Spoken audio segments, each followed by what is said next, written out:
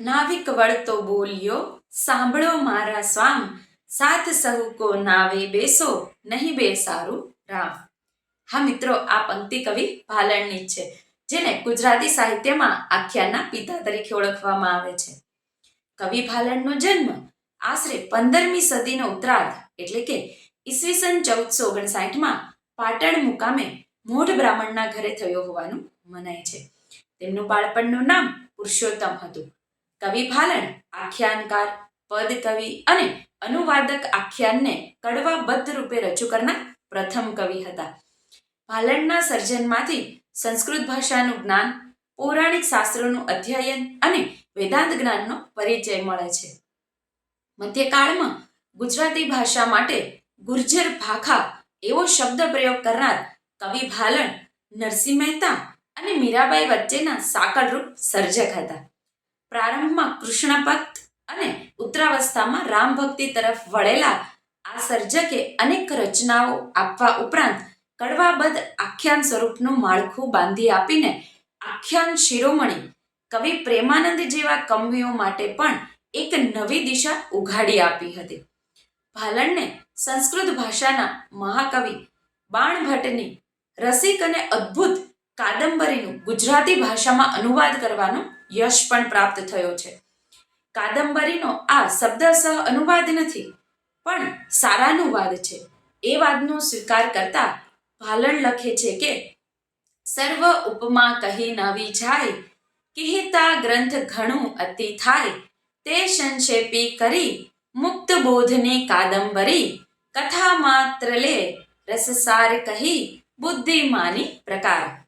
કાદંબરીને 40 પદ્ય કડવામાં ઢાળીને કવિ ભાલણે અપૂર્વ સિદ્ધિ પ્રાપ્ત કરી હતી.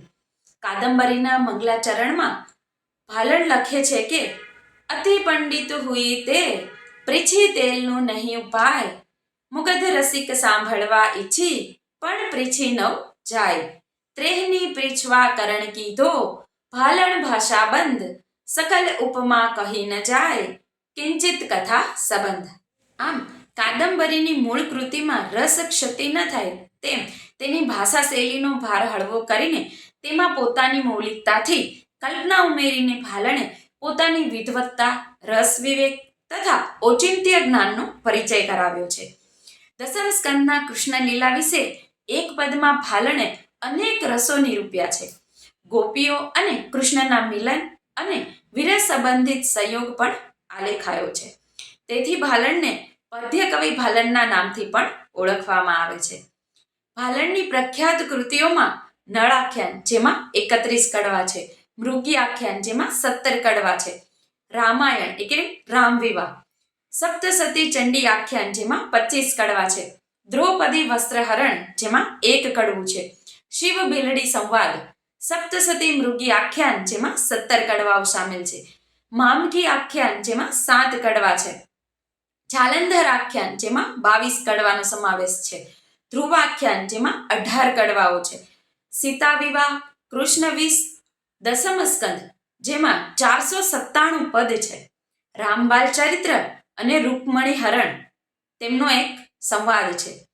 ભાલણની જાણીતી પંક્તિઓમાં ગુજર ભાખાએ નલરાના ગુણ મનોહર ગાવું, હું દાસી તો થઈ ગઈ છું નંદકુંવર કેરી રે, વિધાતાએ વદને રચ્યું તવારા સાર ઇન્દુનું હરી, તર લીધીને ખાણ થઈ છે મુખ મનોહર કર્યું રે.